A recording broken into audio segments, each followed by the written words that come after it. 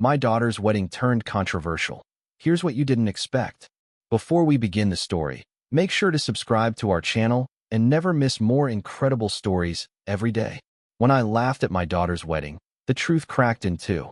I didn't mean it cruelly. It was that thin, nervous laugh fathers do when the microphone squeals and the best man forgets his speech. I'm John, 58, a contractor who reads invoices the way some men read scripture. I believe in numbers, in boards that are square, in debts that settle. I also believe my daughter, Anna, deserves a love built plumb and level. Today was supposed to be that blueprint made real, but pressure leaks out sideways. The groom's mother whispered to my ex-wife, Linda, that the string quartet was a hair cheap. Linda smiled, tiny and tight, then told Anna not to worry about budget optics. Budget optics? I laughed because if I didn't, I'd say something I couldn't unsay. The laugh landed like a slap. Anna's eyes flashed. Mark, her groom, squeezed her hand. Aunt Ruth gave me the look that says, "Be careful, Johnny." Then the MC misread a name, called Mark Matthew. And someone at the groom's table joked, "First marriage jitters," and the laughter around us hardened into something with teeth. I stepped back toward the gift table, swallowing my pride, and saw a white envelope with my handwriting on it. Only I hadn't written it. Balance paid. Final, the flap read. I picked it up, expecting a card, and found a photocopy of a cashier's check stapled to a florist invoice. An invoice 3 times the quoted amount. Rush fee scrawled in blue ink. The signature at the bottom said John Daly, shaped almost like mine. Linda glided over. Perfume of gardenias and crisis. "Not now," she murmured. "People are watching." I showed her the invoice. She didn't flinch. "We had to upgrade. For Anna. You can reimburse after," she said, as if we were discussing napkins. "We?" I asked. "Who's we?" She adjusted the boutonniere on my lapel like I was a mannequin. "Don't be small," she whispered. "Smile." The quartet restarted. I slipped the forged invoice into my jacket like contraband and watched my daughter adjust her veil with hands that shook. I wanted to hold the whole day steady. The photographer lifted his lens and asked us to say "forever," and I laughed again, even as my throat closed on the word. And somewhere behind the music, a lie finally whispered my name. I grew up in houses where silence did the heavy lifting. Linda and I were young when we married. We learned early that a joke can hide a jab, and a smile can cover a ledger. When Anna was little, Linda would say, "Your dad loves hammers more than hugs," and everyone laughed while Anna watched my hands like they were guilty. I thought marriage meant dividing the weight, but we mostly divided the blame. After the divorce, I kept my head down and my receipts neat. Linda curated a life that looked like a magazine. Perfect tablescapes, winter trips, captions about resilience. We never fought in front of Anna, which is another way of saying we outsourced the fighting to her heart.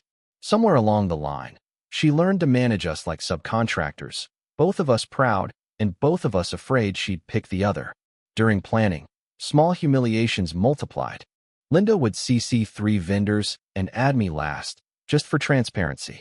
When I offered to build a ceremony arch from reclaimed oak, Anna smiled and said, "It's okay, Dad. Mark already rented one that's more polished." Mark slapped my shoulder like I was one of his groomsmen and said, "We'll let the pros handle it, John." I swallowed the splinters and wrote another check. Aunt Ruth noticed. "They keep you ornamental," she said, matter of fact. "But a beam looks decorative right until the ceiling falls." The week before the wedding, Linda asked me to sign a venue confirmation that looked more like a financing agreement. I read the fine print and saw a clause joining my credit to a contingency fund. "It's standard," she said. "For family." I refused. She called me difficult in front of Anna, who went quiet the way she did when she was 12. Now, at the reception, that forged florist invoice scraped against the inside of my jacket like sandpaper. I kept touching it, the way you can't stop checking a cracked tooth. When the best man finally found his speech, he called Anna, the daughter Linda raised, and everyone cheered. My laugh tried to climb back up my throat. Aunt Ruth leaned in and whispered, "Don't swallow it, Johnny. Spit." And then the MC handed me the microphone for the father's toast. I have never liked microphones. They make honest men sound like salesmen. I lifted it anyway. "To Anna," I began, "whose heart is bigger than any bill we will ever pay." A few people chuckled at the word bill, Linda's smile stiffened. Mark raised his glass too fast, champagne sloshing. I told a small story about Anna at 8, how she insisted her doll get a seatbelt, how she scolded me for rushing. She slows the world down, I said, so we notice what matters. Applause. Relief. The quartet slid into a waltz. I set the mic down and stepped away, lighter by half a pound. Then the MC asked everyone to check the escort cards for table numbers. I found mine, table 7, next to a name I didn't recognize, Ellen Daly. Same last name, wrong first name. A simple mistake. Except the card carried my meal choice and a note in Linda's script. Ellen to sit with Mark's parents. I carried the card to the seating chart. There it was again, Ellen, not John, typed into the spreadsheet and printed with the same careful font. Beside it, a sticky note. Ask Ellen about box and attic. My chest tightened. I don't know an Ellen. My mother, gone 10 years now, was Eleanor but hated nicknames. Linda slid up beside me as if we were co-conspirators. Everything okay? She asked. Who's Ellen? I said. Her eyes flicked toward the doors. Later, she said. Enjoy the night. I walked to the coat check, away from the music, and opened my jacket. The forged invoice, the envelope, the escort card. My hands looked wrong holding them. Aunt Ruth found me there, as if she had followed the static. You look like a man hearing a train before he sees it, she said. Who's Ellen? I asked again. Ruth's face went pale in a way I hadn't seen since my father died. She reached into her purse, pulled out an old Polaroid, and pressed it into my palm. My mother, Eleanor, stood beside a cedar chest, smiling with her mouth closed tight. On the back, in my father's neat printing, was a single line. For Ellen, open when she asks. And the music outside suddenly sounded like someone knocking from inside a locked room. I shoved the Polaroid into my pocket before anyone could see. The cedar chest, Dad's old one, still sat in the attic of the house I hadn't stepped into since the divorce. Ruth gripped my wrist. Johnny, you don't dig in attics during weddings, she whispered. But my head was already hammering. When I returned to the ballroom, Linda was twirling Anna's veil for photos, the perfect mother of the bride. I stared at her smile and wondered how much she knew, and for how long. Mark caught my eye. Good speech, he said, clapping me on the back. Anna's lucky to have you. His hand lingered. I noticed faint ink stains on his cuff, like he'd been writing with a fountain pen. Odd for a groom on his wedding day. At dinner, the servers laid out salmon and chicken. My place card, Ellen scratched out. John penciled above, sat crooked on the linen. I flipped it over. On the back, faint indentations from pen pressure, numbers, like an account code. I excused myself and stepped into the hallway, card under the sconce. The indentations formed a routing number. Banks had been my language since I was 16, balancing ledgers for my father. This number was fresh, active. Linda appeared behind me, wine glass in hand. Stop snooping, she hissed. Do you want to ruin Anna's night? Whose account is this?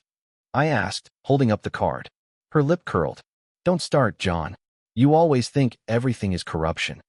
Before I could reply, the DJ called everyone to the dance floor. Ruth slipped beside me again. The chest in the attic, she murmured. Go tomorrow. But the thought of tomorrow felt like trying to dam a flood with paper. My daughter danced in a circle of lights, veil spinning, and I could only see the shadow of Ellen printed on a name card. And then the venue manager slipped a folded bank statement into my hand, whispering, This was found in your tab. The statement was creased from a pocket, the header reading First Union Trust. Balance, -5,000, overdraft protection activated. The account holder's name, Ellen Daly. Same last name, same forged loop on the Y. I had never opened such an account. I cornered the manager. Where did you get this? Left at the bar with your tab, he said, already backing away. Thought it was yours. Linda's eyes burned into me from across the floor. She knew, or at least feared. Back at the table, Anna was radiant, cheeks flushed from dancing. She pressed a kiss to my cheek. Dad, don't stress. Tonight's about love. Her fingers brushed my jacket pocket, where the forged invoice and statement rustled like wasps. Later, when guests began to drift, I slipped outside into the cold air. Ruth followed, her shawl tight around her shoulders. John, you can't keep holding this alone, she said. Why Ellen? Why the forged bills? Why at Anna's wedding? Her silence answered more than words. Finally, she said, Your father kept secrets. Linda kept bigger ones. And Anna, she deserves to know the foundation she's standing on. I leaned against the brick wall, the bass from the reception pulsing through the mortar. My daughter's laughter floated out, bright and fragile. Ruth pressed another envelope into my hand. From the chest, she said. My breath caught. You went up there? I knew you wouldn't before the wedding. But John, the truth doesn't wait for timing. Inside the envelope was a notarized record, guardianship transfer, dated 1995. It listed Ellen Daly as beneficiary, and that was when Mark, my new son-in-law, walked out and saw me holding it. Mark froze, his tie loosened, the flush of champagne on his cheeks. What's that? He asked, nodding to the envelope. I slid it into my jacket. Nothing for tonight. Nothing. His eyes narrowed. You look like you'd seen a ghost. I tried to brush past him, but Mark grabbed my arm. Anna's been tense all week. If there's something going on, tell me. The words jammed in my throat. How do you explain that your daughter's wedding might be sitting on forged accounts and half-buried names? Ruth touched my shoulder. Not here, she said. Mark didn't budge. If this affects Anna, it affects me. So start talking. The band inside struck up a slow dance. Linda's voice called faintly, Mark? Pictures. He glanced back toward the hall, then back to me. I exhaled. Do you know anyone named Ellen Daly? Mark's brow furrowed. No. Why? I showed him the bank statement, the name etched in ink. His face drained. That's the florist's deposit account, he stammered. Linda handled it. Ruth and I exchanged a glance. Handled how? I pressed. Mark swallowed. She said she needed to move funds quickly. For upgrades. She used your name, said you'd authorized it. I didn't question her. The floor tilted beneath me. You're telling me my ex-wife has been signing my name to open accounts for this wedding? Mark's silence was answer enough. Inside, the crowd clapped as Anna tossed her bouquet. Outside, Mark shifted from foot to foot. If this blows up, he said, the whole wedding is tainted. My family, my career, it's all on the line. He looked me in the eye. So what are you going to do, John? And at that moment, Anna herself appeared in the doorway, asking, do what? Anna's face was flushed from dancing, her veil slightly askew. She scanned our little circle, me, Ruth, and Mark, and her smile faltered. What's going on? Mark shifted, words tangled on his lips. I stepped forward, steadying my voice. Sweetheart, nothing to worry about right now. Just logistics. Anna's eyes narrowed. Logistics? Dad, you look like you're about to pass out. Tell me. I hesitated. Linda's silhouette moved inside, visible through the glowing hall windows. She was laughing with guests, flawless as always. But her laugh didn't reach her eyes. Ruth broke the silence. Anna, your father found something odd. Something about the finances. Anna stiffened. Finances. I thought everything was covered. Mark finally blurted. It's about the florist deposit. And maybe more. Anna's face drained. Mom swore she had everything handled, she whispered. I held out the bank statement. Does the name Ellen Daly mean anything to you? Her hands trembled as she studied it. No. Why would it? I glanced at Ruth. She nodded almost imperceptibly, as if to say now is the time. I pulled the envelope from my jacket and handed it over. This was in Dad's old chest. A guardianship transfer. Signed by Linda. Beneficiary, Ellen Daly. Anna's lips moved soundlessly as she traced the signature. Why would Mom? Mark gripped her arm, his voice low. Anna, if your mom forged John's name for wedding accounts, what else has she been hiding? Inside, the DJ announced the last dance. Guests swayed to a slow ballad. Outside, my daughter's world tilted. Her eyes locked on mine. Dad, she whispered, what aren't you telling me? And just then, Linda stepped outside, freezing at the sight of the papers in Anna's hand. Linda's smile cracked, her wineglass trembling in her grip. What are you doing with that? Anna's voice shook.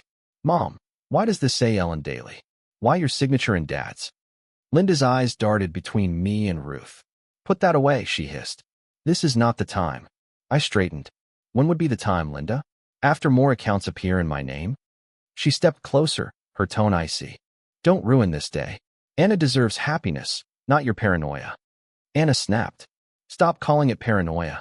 Just answer the question. Mark's jaw tightened. You told me John approved the transfers. Did he? Linda's nostrils flared. I did what was necessary to give Anna the wedding she deserved.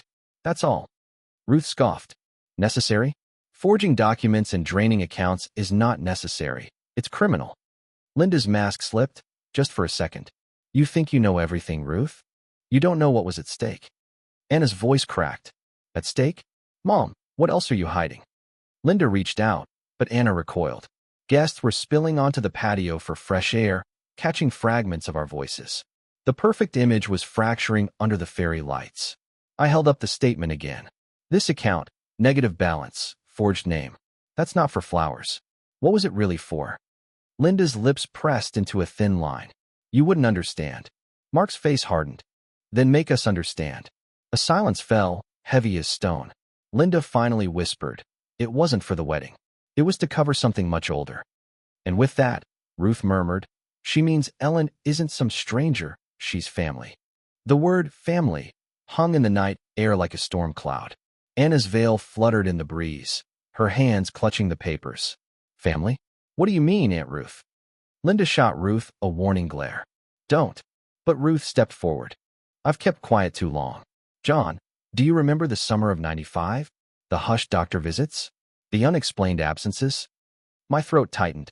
I remember, but Linda said it was her cousin. Ruth shook her head. It wasn't a cousin. It was Ellen. Anna's voice rose, cracking. Who is Ellen? Linda's face was pale now, all pretense stripped. She's your half-sister. The world tilted again. Anna staggered back, nearly tearing her veil. Mark caught her, stunned. Half-sister? What the hell, Linda? Linda's words tumbled out. Before John and I married, I had a child. I was young, scared. She was placed with relatives under guardianship. I never meant for it to touch your life now. Anna's tears streamed. Never meant for it. You forged Dad's name, used fake accounts, dragged this into my wedding. Guests were staring openly now, whispers rippling across the patio. Someone snapped a photo. Mark's face hardened. So the bills, the accounts, they were for Ellen? Linda's hands shook. She needed help. Debt collectors were after her. I couldn't let her drown. Ruth folded her arms. And you thought forging John's name and risking Anna's wedding was the answer? Anna's sob cut through the night. Mom, how could you do this to me? And that was when a trembling young woman stepped from the shadows and whispered, because I'm Ellen. The crowd gasped as the young woman stepped forward, her eyes swollen from crying. She looked no older than 30, her hair a darker mirror of Anna's. Anna's voice cracked. You're my sister?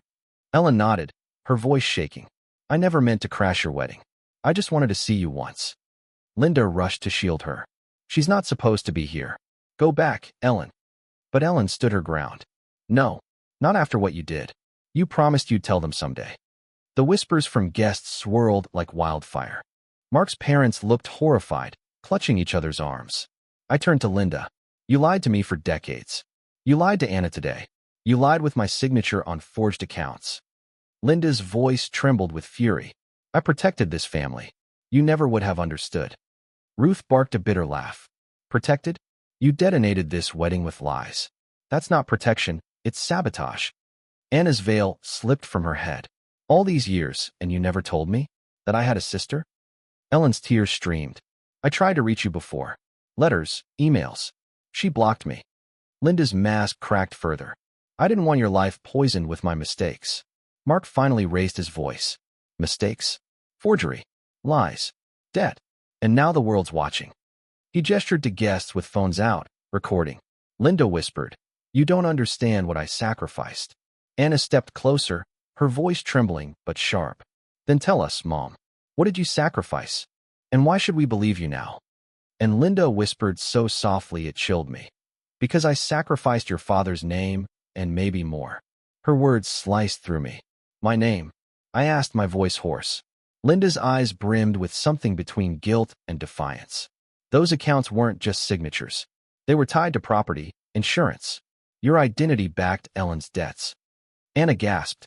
You risked Dad's life, his future, just to hide the truth? Ellen cried harder. I never asked for this. I only wanted a chance to belong. Ruth placed a hand on my arm. John, this has gone too far. You need to put it all out now. Guests were frozen, the music long forgotten. Phones filmed every twitch of Linda's face. Mark looked like stone. Anna, this affects us too. If property, insurance, even debt collectors are involved, Our future is tangled in this mess. Linda spun toward him. You'll still marry her. This doesn't change Anna. Mark's jaw set. It changes everything. Anna's sob turned to anger. You always told me family meant honesty. And now, on my wedding day, I find out my mom forged my dad's name, drained accounts, and hid my sister? Linda's voice cracked. I just wanted you to have the wedding I never had. Perfect. Untouchable. Ruth scoffed. Perfect built on lies isn't perfect. It's poison. I felt the weight of every eye, every whisper. My voice cut through the silence. Then we show the truth. All of it. Tonight. Linda staggered back. If you do this, John, you'll destroy Anna's marriage before it begins. Anna's face was wet with tears. No, Mom. You already did. And then Ellen reached into her bag and pulled out a folder marked with my name. The patio lights flickered as Ellen opened the folder.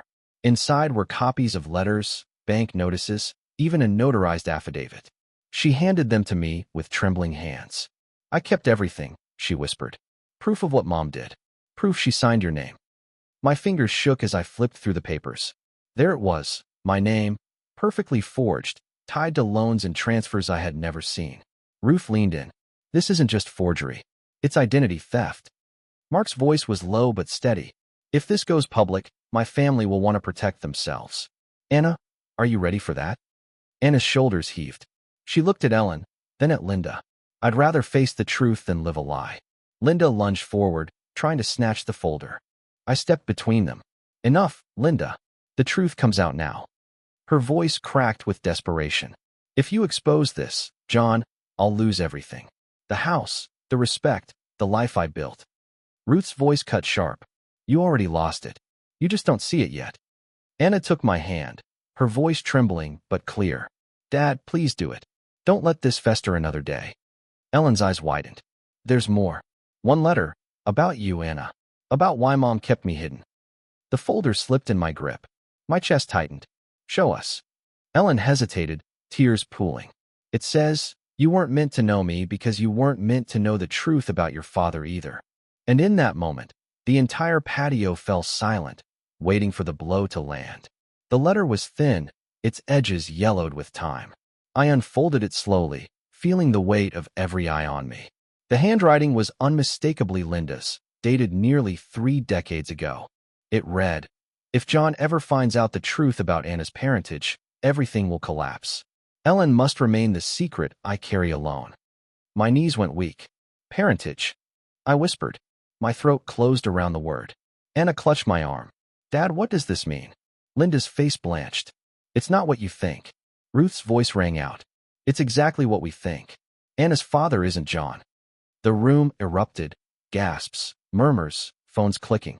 Anna staggered back, her wedding dress trembling as if alive. You lied to me my entire life? You lied about who my father is? Linda sobbed, clutching her chest. I thought I was protecting you. Protecting everyone. I couldn't breathe. Every memory, the day Anna was born, her first steps, her graduation, all colored now with betrayal. Who, Linda? My voice was ragged. Who is her father? Linda's eyes darted, desperate. It doesn't matter. You raised her, John. That's what matters. Anna screamed. It matters to me. The guests shifted uncomfortably, some leaving, others glued to the unfolding wreckage. Ellen whispered, it's all in the letters. She knew the truth and buried it. Mark's voice cracked, breaking his silence. We can't move forward with a marriage until the past is clean. And Linda finally whispered the name of a man none of us expected to hear. The name hung in the air like a curse. Robert Mason. My chest tightened. Robert, Linda's boss all those years ago. The man who attended Anna's christening, who disappeared from our lives without a word. Anna's voice trembled. My father is Robert Mason? Linda shook her head furiously. He wanted nothing to do with you. John gave you a life. He was your real father. I staggered back, my world tilting. All those years, I thought I was building something honest. And you let me raise her without knowing? Ruth's face was etched with fury. This wasn't protection, Linda. This was theft of truth. Anna's tears streamed freely. She looked between me and Linda, her voice breaking. So my whole life has been a lie? My wedding day, my family, everything? Ellen whispered. That's why she hid me. If people knew about me, they'd ask questions about you too. Linda dropped to her knees, begging, "Anna, please, don't let this destroy your marriage. John is still your father in every way that counts." Mark spoke firmly, his hand gripping Anna's. "But lies this deep will poison us if we don't face them." Guests shifted nervously, some whispering the Mason name, others filming still. The weight of decades of deception pressed down on all of us. I took Anna's hand gently. "No matter what blood says, you'll always be mine. But you deserve the truth." Anna turned to her mother. "And you'll tell me everything. Now." And Linda, trembling, admitted there was still one final secret left untold. The silence was unbearable. Linda's lips trembled before the words escaped. "It wasn't just Robert. It was the money. He left me money, hush money. I used it to build this perfect image, the house, the wedding, the facade." The crowd gasped. Anna recoiled as though struck. "You bought my life with silence." Ruth's voice was sharp. "And you forged John's name to keep it alive when the money ran out." Linda sobbed into her hands. "I only wanted Anna to have everything I never did. I wanted her day to be perfect." Anna's voice hardened. "Perfect? You gave me a wedding built on lies, debt, and secrets. And now, instead of marrying Mark, I'm standing here wondering who I even am." Mark's eyes were full of both pain and resolve. "I love you, Anna, but we can't build our life on quicksand." I turned to the room. My voice, though cracked, was steady. "The truth is ugly, but it's here. And maybe this family will never look the same. But at least now, it's honest." Anna collapsed into my arms, sobbing. "Thank you for not letting me live in the dark anymore." Ruth placed her hand on my shoulder. "Sometimes, love means tearing down walls, even if it ruins the party." Linda was led away by relatives, broken, her carefully polished mask shattered. Guests whispered, the wedding canceled, but the truth undeniable. As I looked at my daughter, I knew one thing with certainty. Better to have a ruined wedding than a lifetime built on secrets and lies.